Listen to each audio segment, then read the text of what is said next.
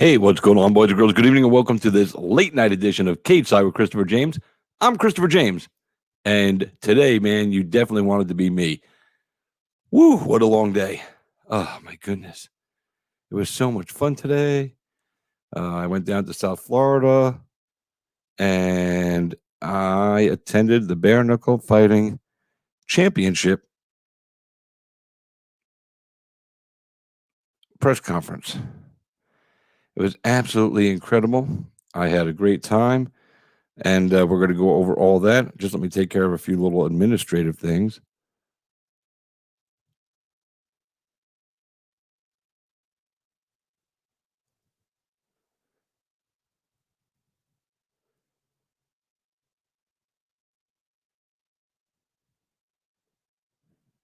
Hope everybody's here having a good time. Yeah, throw some comments up. I got some stuff to tell you guys. I guess I just got to do a few administrative things real quick. And then we'll be off to the races. Oh, my goodness, man. But it was a good day. We had that. We had the Contender series.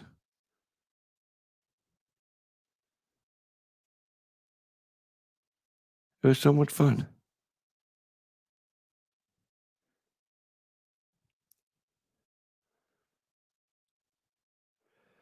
Oh, my goodness, man. But it's late night. And it's when I just got home from Fort Lauderdale. So I had a long day.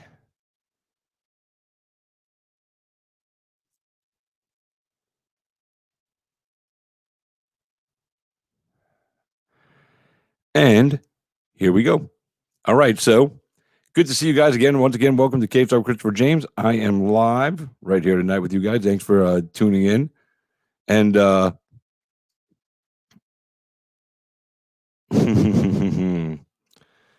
anyway, so before we get the show started, somebody wanted to drop a little message on us. So let me go ahead and she wanted to say something to you guys. Hey, what's up, guys? I'm BKFC athlete Paige Sansair, and you're watching Cage Side with Christopher James. Oh, thanks, Paige. I appreciate it. Paige is such a nice girl, man. So she's watching too, I guess. So that's awesome. But today, like I said, I went down to South Florida, American Top Team, Coconut Creek. Always a good time down there. I talked to Dan Lambert for a minute. I hadn't seen him in a while, so we said hello. He got me caught up. The gym is still not open to the public. It will be hopefully sometime in the near future, but right now it's not. So we can't do anything about that. It is open only to the pros, and that's okay because the pros got to get fights in, and they're working hard and they're doing all that stuff. So they they got to get the work in. So we we let them get the work in. That's how we do it. So we get down to Fort Lauderdale. I get down there about an hour early before the press conference even started, and I'm just chilling out. And Rumble Johnson showed up. Bare Knuckle Fighting Championship 155-pound champion Luis Palomino showed up. BKFC athlete, undefeated athlete Jim the Bare Knuckle Beast Allers showed up. Shannon Briggs showed up. Let's go, champ! He was yelling all through the press conference. Pretty funny. So we had a good time there. Of course, David Feldman and his son showed up. It's their show. They got to show up, don't they? So we just had a good time, and it started out all simple and everything. They had their host. I don't remember his name, for goodness sakes, but he started out the press conference. Then they did some questions to the athletes at the dais or the table, and then they opened it up the floor to the media. And there was a small group of media there. I wish there would have been more, but there wasn't. But that's okay. We had a good time. So, that's how it works. Anyway, so let me see something here. All right, so we'll leave that right there for right now. Anyway, so it was really a big moment for David Feldman, the president of Bare Knuckle Fighting Championship, and his entire team. Nate Shook was there. Like I said, Dave Feldman, Mr. Feldman's son was there. He had part of his media team there to film and stream the event live on their YouTube page. And it was good. They started out, like I said, with their host.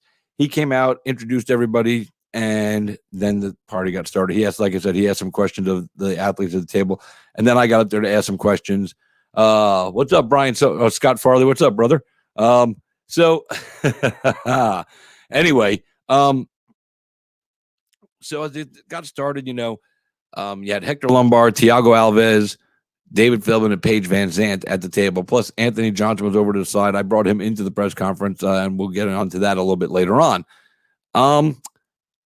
So I started on my question, and the first thing I said, because I've known Hector Lombard a long time, and he's he always told me how sexy he is. He's a sexy guy. So I get up there. My first question is, and I did stream today, but there was a bad connection with the Wi-Fi at ATT. And so the stream came out choppy, but you can hear the questions. Some of them get a little muffled, but you can hear it. And I apologize for that. I did put an article up on my webpage, mymmashow.com. And I shared the YouTube video from Bare Knuckle Fighting Championship so you can hear all my questions in their entirety and all the answers. So I started out welcome, guys. Good to see you all. Thanks for being here today. First to Hector Lombard. How does it feel to not be the prettiest person at the press conference table today? Got a little laugh out there, and then I went on. I had to run with it. I was like, because that distinct honor goes to, of course, to Thiago Alves. Completely bypassing PVZ. Just to make a little light of it, because a lot of times people look at her and she's a pretty girl, she's a beautiful girl, and sometimes I think people forget how badass she just actually is. So I want the guy to ease the tension there that we're not there because she's pretty, we're there because she can fight. The fact that she's pretty is a bonus.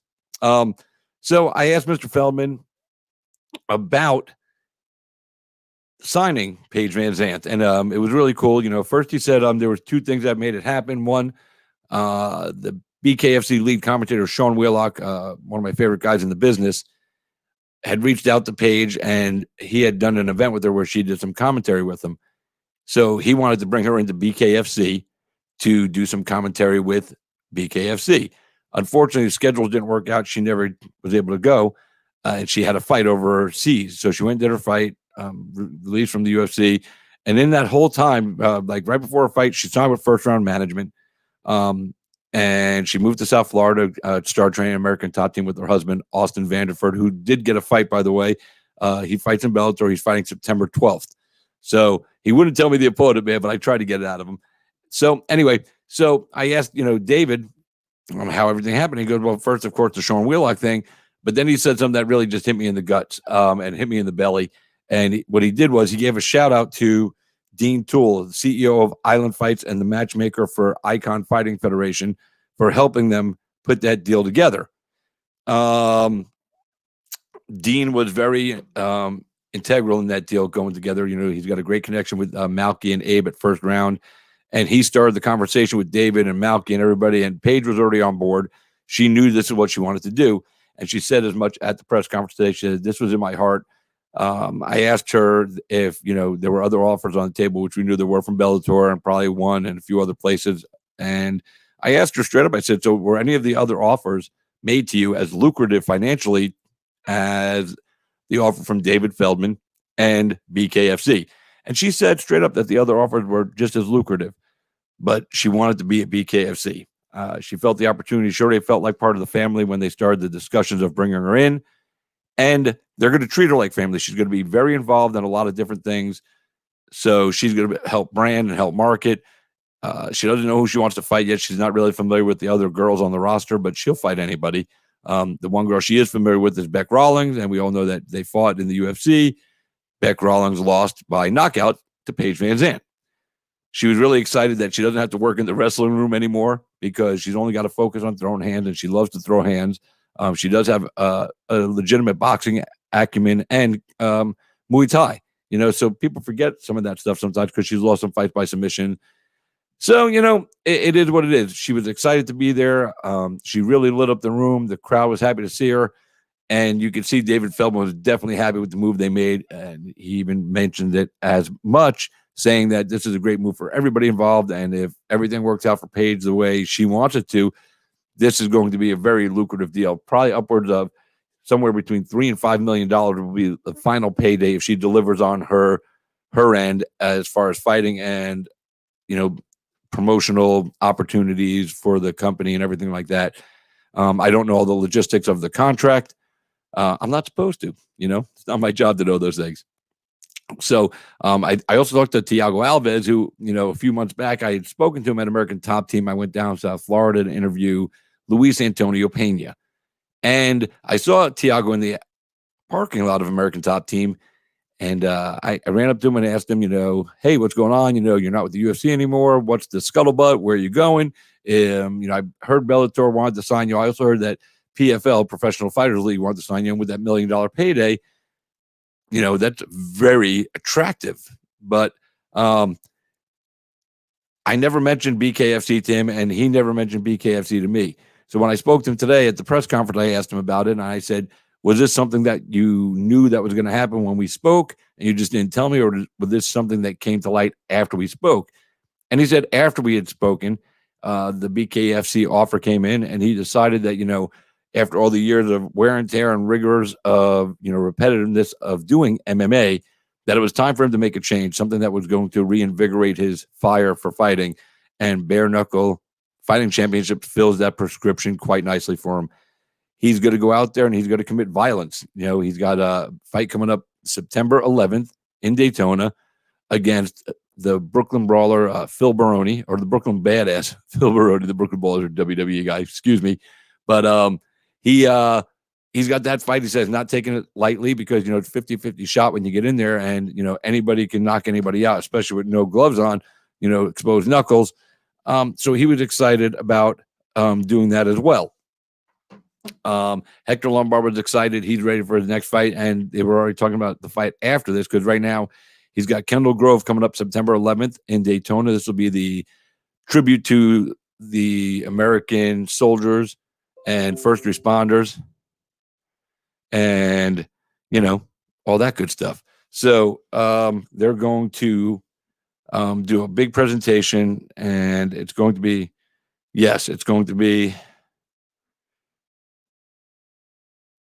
what the hell? That was weird.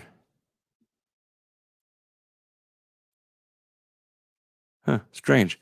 Anyway, Josh, that fight is on September 11th in Daytona Beach. Both Thiago will be making his debut, and Hector will be having his second fight at BKFC against Kendall Grove. And, of course, Alves, as I mentioned, will be taking on Phil Baroni, the New York Badass.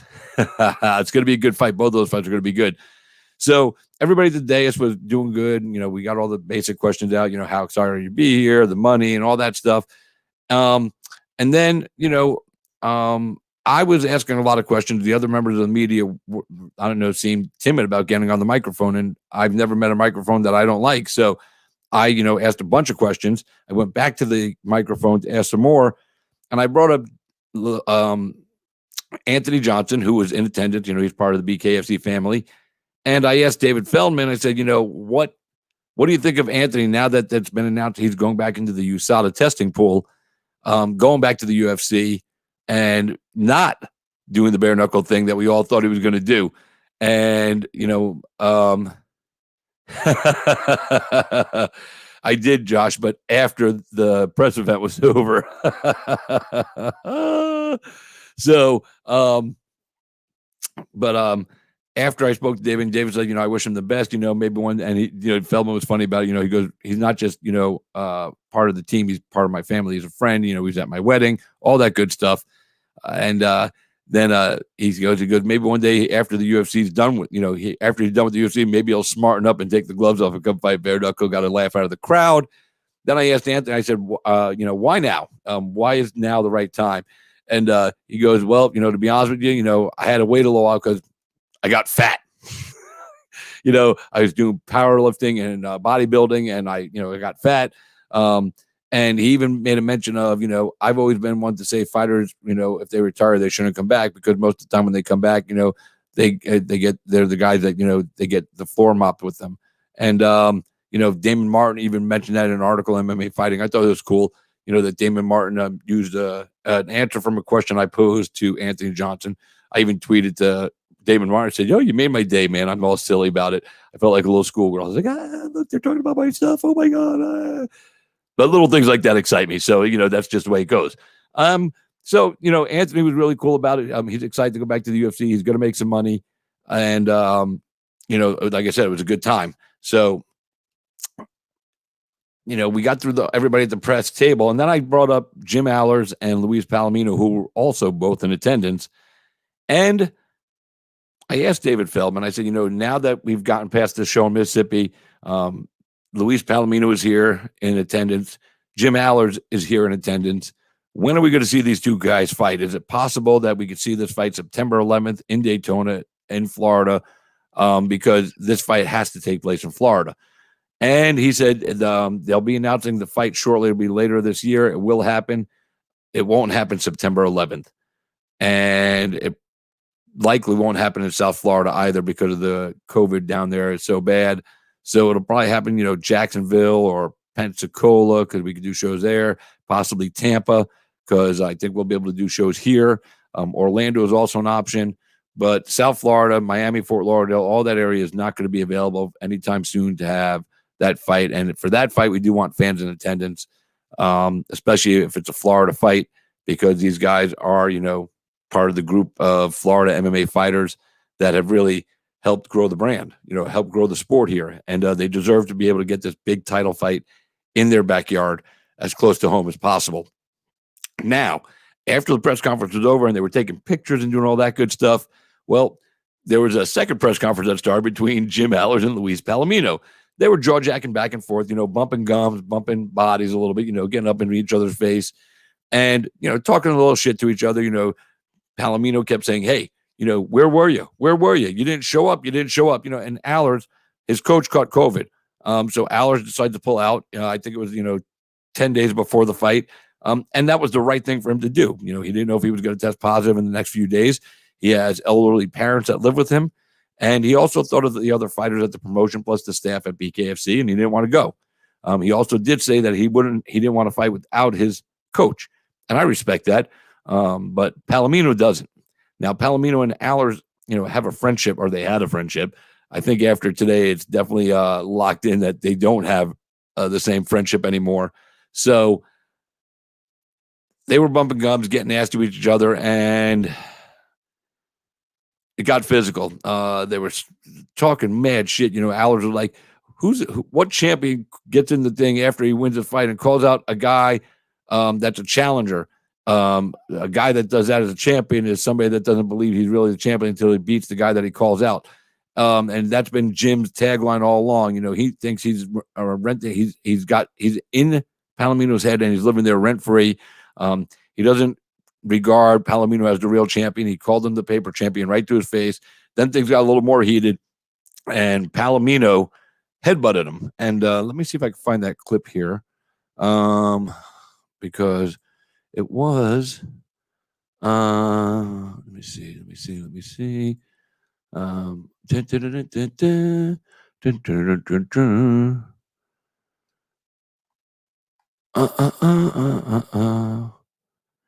I will find this clip and I'll show it to you. The guys at UFC Uncensored have this clip. And let me see.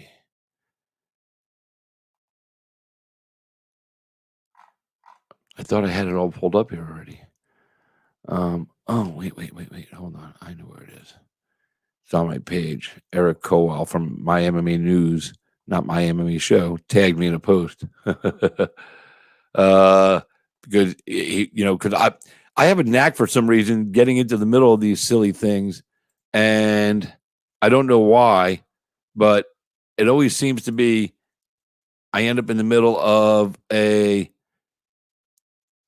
scrum between fighters and athletes. So let me pull this up here on the screen so you'll be able to see it. Again, thanks to the guys at MMA Uncensored. Hopefully you'll be able to hear this. There's the headbutt right there. Let me back that up. Boom, there's the headbutt. Boom, there's the headbutt. Boom, there's the headbutt. Boom, there's the headbutt. Boom, there's the headbutt. Boom, there's the headbutt. One more time. Boom. Boom. Boom. Boom.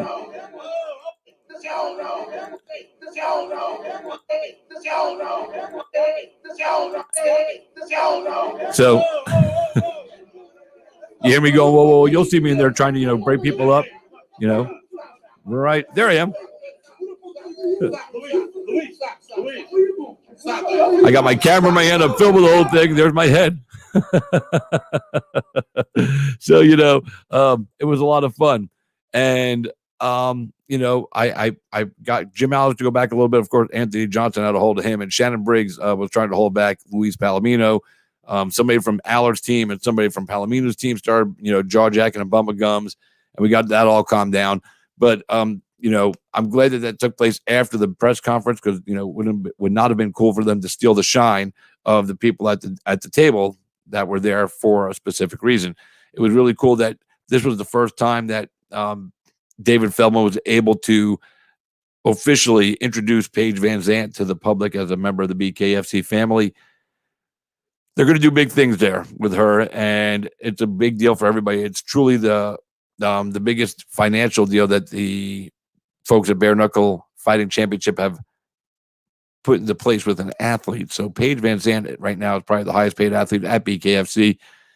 She's got 500,000 followers on this thing, 500,000 followers over here. She's got a brand. People like her. And, the doubting Thomases out there that say, this is a bad move for her. It's not. I mean, the girl can fight. She could throw hands, and she does know how to work a plum, because of her Muay Thai experience. So she can work that inside clinch and throw punches.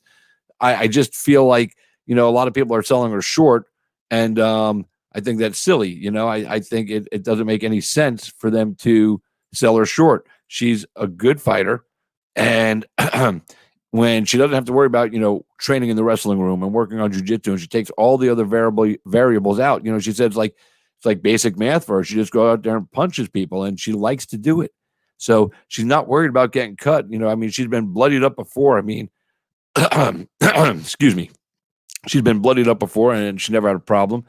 And so, why is this going to be any different? Justin Sims, my buddy from Titan Fighting, was there, and he brought up something, asked all the athletes about doing any kind of conditioning for their hands to get them ready for bare knuckle fighting.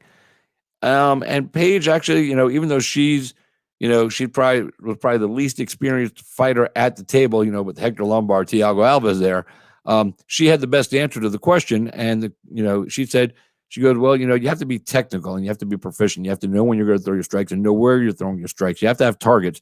If you're worried, if you're going to throw your bare knuckles, especially with bare knuckles, if you're going to throw at somebody's face, then make sure you have the right spot. You don't want to hit the top of the head or the crown or up here on the forehead, because this is when you're going to break your hand. And she said, I have to work on making sure that I'm technically sound in what I'm doing to make sure that doesn't happen to me. And, when Hector Lombard was asked about it, and they said to him, what do you do to condition your hand? He goes, if you break your hand, you break your hand. It's part of the game, and I felt that was awesome. Hector's such a character. And he goes, he's, somebody asked him about, how he continued to perform at a high level at his advanced age. Was he 40? So it's not really advanced, but he said, he goes, I'm not old. He goes, when I get old, I won't do this shit anymore. He goes, I got a lot of shit going on out here anyway. I'm a very smart man. And I that's my Hector Lombard impersonation. But he's always full of crowd. And when that whole Allers and Palomino beef broke out, he was standing up on a table or on a chair behind it, egging it on, instigating it, man, just making it even get more fire. And he was laughing. He was having a good time, man. It's moments like that I'm happy, excited to do what I do. I get to see crazy moments like that. Again, sometimes I get involved, that's just it. So, that's the BKFC recap. Now for tonight, after, I was driving home from Fort Lauderdale, and I watched the Contender series while I was driving home. What a card. It was a good card tonight, and there were 5 fights. Let me pull up the card here. But there were 5 fights tonight, and 4 fighters were awarded contracts, which was really cool. Last week, 5 fighters, got contracts because Dana was, happy or tired because he said he just got off a vacation, so he was in a good mood. But tonight, 4 fighters got contracts. Heavyweight Josh Parisian, who had been on the show before and also competed on The Ultimate Fighter. So that was pretty cool. And Cheyenne Baez, aka Cheyenne Villesmes. I knew her from South Florida or from here in the St. Pete area when she was coming up as an amateur and starting out in her pro career. She went out there and dominated tonight in her fight against Hillary Rose, I believe the girl's name was. And from pillar to post, she won every exchange, every clinch exchange. She really just earned it. It was crazy to see her just go out there and do it. Because like I said, I watched this girl develop from the beginning. So, and it was really cool. Now, the other two fighters that won contracts tonight, and the first fight tonight, let me break them down. Kenneth Cross defeated Kevin Seiler via unanimous decision, 30-27, 29-28, 29-28. Cross did a good job, but he gassed out. He's got some work to do. He was actually on crutches after the fights when Dana was announcing who was in and who was out. So he'll be back. He'll get another shot next year, or he won't. Josh Parisian defeated Chad Johnson, TKO round 1 at 3:43 of the first round. Cheyenne Baez, the next fight was Orion Kossi defeated Matt Dixon via TKO in round 3. Cheyenne Baez defeated Hillary Rose via unanimous decision, 30-27 all the way across the board. And Louis Kossi, the younger brother of Orion Kossi, defeated Victor Reyna, who is a seasoned veteran. He had every advantage: height, size, length, reach, and he knocked him out 112 of round 1. This is the first time the pair of brothers fought on the same card, the same night for the Contender Series, and both of them earned contracts. Now, older brother Orion, who fought earlier, almost didn't get a contract. Dana White was very pissed off because in the end of the second round, I guess, they thought somebody said time or whatever. And so with 3 seconds left, Orion stopped fighting and Dixon stopped fighting. And they, touched gloves and went back to their corners, and then the bell rang. Dana White was fucking furious. And he said it. He goes, I thought he quit, but then he came back in the third round and, Dana said to him, goes, you should be really fucking happy in the third round that you did what you did. Get over here. You're in the UFC. So that was an awesome moment. But I was a little worried. I thought Dana was going to keep him out for doing that. And that would have been just so stupid and petty, in my opinion. The guy went out there, he lost the first round, and then he came back and took the next 2 rounds, and then he finished. Both the Kossi brothers are managed by Iridium, and both Kossi brothers are undefeated. And every single fight they've had, they've finished. They have not gone to the judges' scorecards, and they don't want to go to the judges' scorecards. They are violent, and they check all the boxes. They're violent. They look for the finish. They're not going to lollygag inside the octagon. They're good-looking kids. They have a story that's so dramatic and it tugs at your heartstrings. They really have everything the UFC is looking for. These two guys will replace the Diaz brothers at some point as the baddest brothers in the octagon, and they may even surpass what Nate and Nick did. And that's not to take away from what Nate and Nick did, but these two kids came up, doing all this stuff, and they grew up on an Indian reservation in Northern California, and they came up, and it was tough.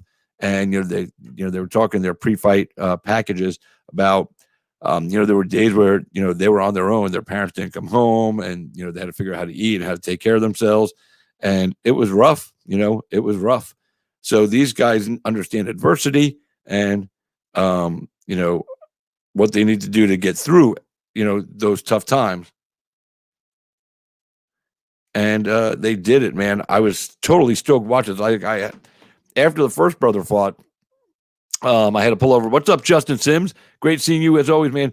Don't forget to send me some pictures, Justin, from today, man. And if you got any video clips, shoot those over to me. I would love to have those. You said you got some cool ones. Maybe I'll get these, unlike the ones that, were at the MMA Awards. I'm still waiting for those. I'm not holding my breath, though. But it was great seeing you today, man. My email. All right. I'm going to do that right now while we're talking about it, bro. Before I forget. But Justin, what did you think of the press conference today for Bare Knuckle? I'm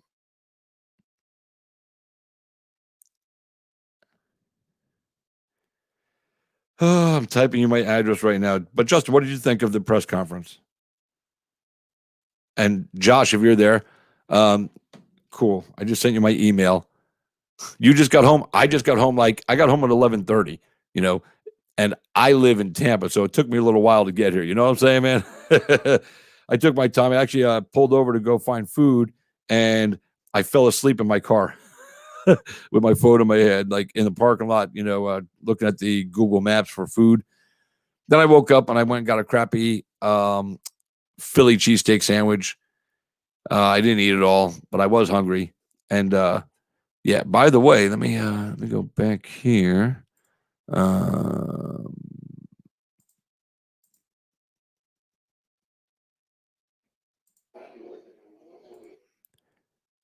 For you guys, just quick reminder to remember that remember. Hey, what's up, guys? I'm BKFC athlete Paige and you're watching Cage Side with Christopher James. Thanks, Paige. Appreciate the plug, girl. We'll see you again soon.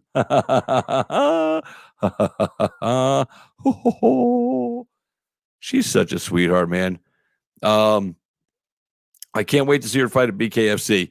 Her and her husband, Austin Vanderford, were both there. I talked with them, had some good conversation with them. Like I said, her husband is going to fight Bellator September 12th. And, where's my flame? Now, I'm going to tell you guys why my show is so cool, because I go like this, and all of a sudden, watch this, you ready?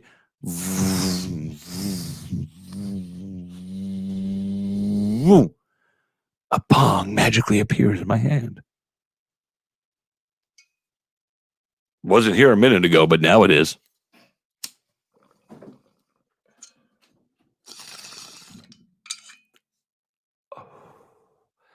Yeah, so anyway, Dean Toole, what's up, boss? Yellow what?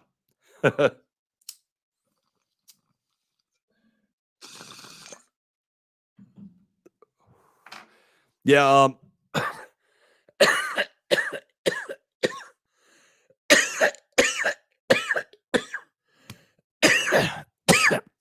yeah, it was nice seeing all the Florida media teams out there support and doing their thing.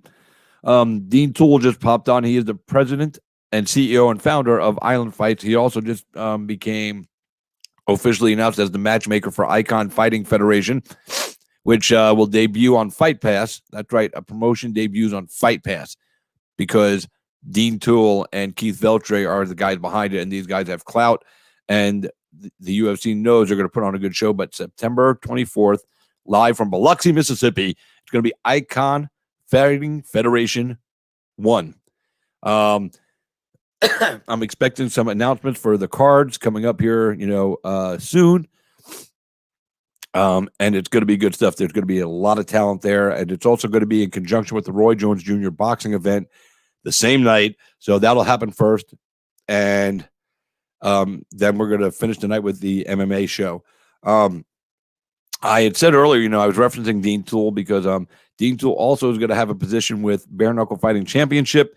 And when I asked David Feldman about that today, he goes, well, and again, he gave a lot of credit to Dean Toole for making the Paige Van Zant deal happen.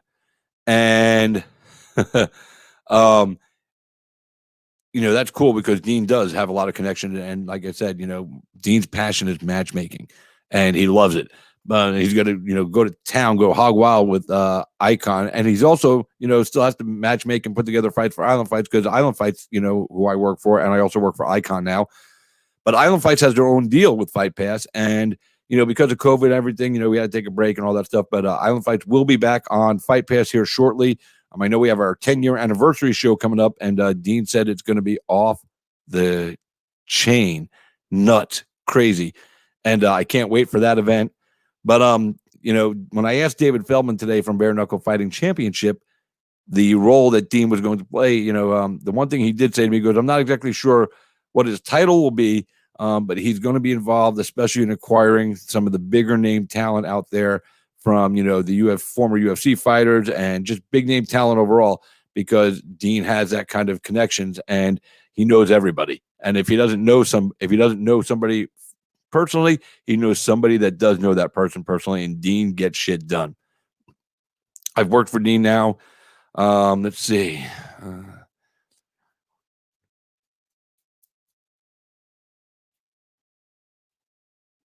I've done 25 or 26 shows now with Island Fights out of 63. So I've worked with Dean for a while. He's truly good at his job. He is respected among his peers. He's liked by the fighters. I've never heard one fighter speak ill of Dean, because Dean takes care of his fighters. Dean wants to provide opportunities, and I've said this before. And it's not just because he's watching, even if he's still watching, or if he's not watching, I would say it anyway. He's just good at what he does. And he really has a passion and a drive for it that I've never seen with any other promoter I've worked with in my career. So, he gets guys opportunities. He puts them in tough fights, because, if you're putting fighters in, tomato can type fights and just giving them easy wins, you're not helping them, you're hurting them. Because then when they run up a record of, 10 wins and no losses, but their opponents have a combined record of, 10 wins and 105 losses, well, then you didn't help your fighter prepare himself for the next level. So Dean doesn't do that. Dean puts you in a fight where you're going to have to go out there and fight, and you're going to earn your spot. But Dean gives you those opportunities on big platforms. And now with Island Fights and with Icon, it's double the pleasure, double the fun, and that means double the opportunity for people out there. So, if you're interested in fighting for Island Fights or Icon, reach out to Dean Toole. Also, if you're a big name, big star, big stud, reach out to Dean Toole, hit him up. And if you can't reach out to Dean and get him, reach out to Nate Shook or David Feldman directly. They will tell you what you got to do to get involved. Speaking of Bare Knuckle Fighting Championship, you do know, or if you don't know, you're going to know right now, they have an open tryout coming up August 29th in Kansas. I forgot the name of the town, but it's at an American Top Team gym. It's called American Top Team Welcome Mat. It takes place Saturday, August 29th. Registration starts at 1, and the tryouts start at 2. Sean Wheelock will be there. Nate Shook, of course, will be there. David Feldman, I'm not sure if he's going to be there, but I'm pretty sure he'll be there. I don't remember if he actually mentioned that today when I asked him about the tryouts. This is another way that BKFC is going to fill their roster with stars. They also announced today the Toe the Line series, which is going to be basically a developmental feeder league for BKFC. Their first show is going to be September 26th in Mississippi, and I'm going to be there for that in some capacity working, actually. So I don't know what the whole thing is yet, but we're working on some stuff. But David Feldman told me to make sure I'm in Mississippi on the 26th, which is cool because I'll be there on the 24th for Icon. And then I'll drive 3 hours north to I don't even remember the town, to be honest with you. So, but I'll drive 3 hours north, hang out, and do whatever they need me to do up there for them, because I'm just trying to get out there and get involved in so many different things, Island Fights, Icon, Bare Knuckle Fighting Championships in any capacity that they want me to do stuff, plus this show and the podcast and my website. I'm trying to stay busy and, grow my brand. And the only way that's going to happen is if, I just continually do different things, so I'm all about it. You know what I'm saying? And Dakota Cochran, what's up, homie? Good to have you jumping on board, watching the show tonight. Tunica, thank you, Dean. Tunica, Mississippi. So I'll be there working that one. And I'm guessing Dean, after Icon, will probably drive up there, maybe with me in my car, or, I don't know how he's getting, or maybe in his car. I don't know. But he'll probably come up there and watch the fights and everything and help scout some talent, because Dean likes to do shit like that. So, but all in all, today, what a day, man. Like I said, I started my day this morning. I worked last night at my DJ gig. I got home at like 5:30 in the morning, and I slept for like 3 hours, got my car, drove to South Florida, did the press conference, had a good time. Like I said, all kinds of cool stuff was mentioned. Like I said, and you can go check out the entire press conference on my website. Go to mymmashow.com, or just go to my Facebook page and scroll down, and then you'll find the link there. October will be in San Carlos, Mexico. Is that for BKFC, Island Fights, or Icon, Dean? I have to ask those questions now because there's so much going on. Or is it going to be like a triple show? What do we got going on, man?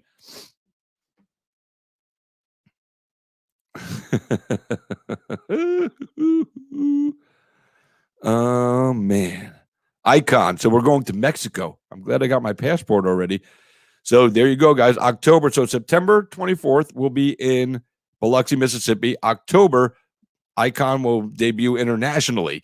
Now, look at that. 2 shows in. First show live on Fight Pass. The second show live on Fight Pass, and we're doing it internationally. There's a lot of stuff going on. And, Island Fights October 3rd.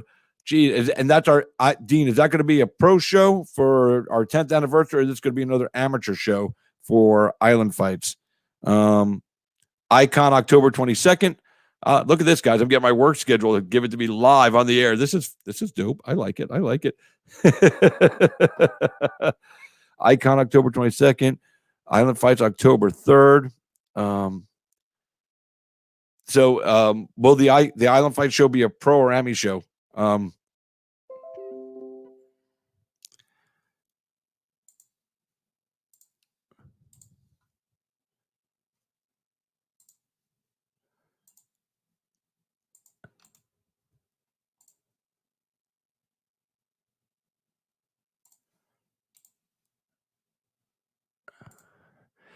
November 14th, huge event.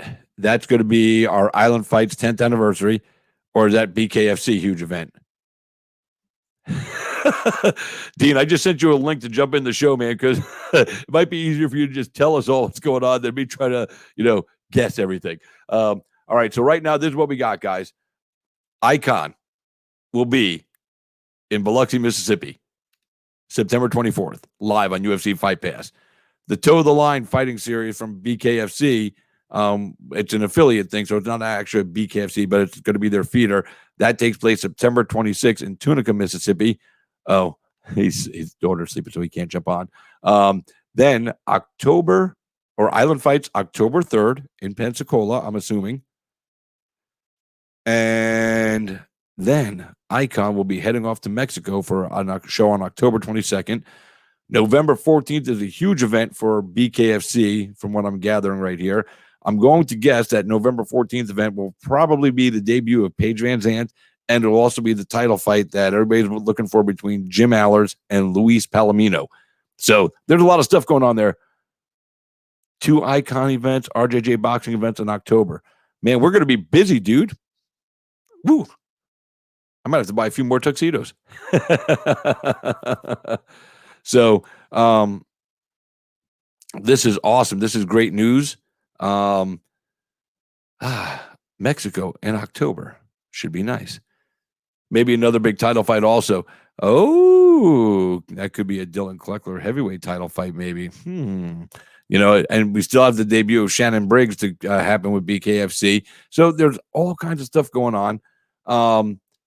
But Dean, you never did say Island Fights October 3rd. Is that going to be pro or Ami?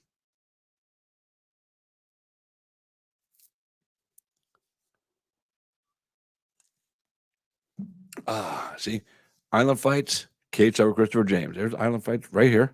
Boom, boom, boom. And near and dear to my heart, my show over here, Cage Side with Christopher James. I have some new no more info.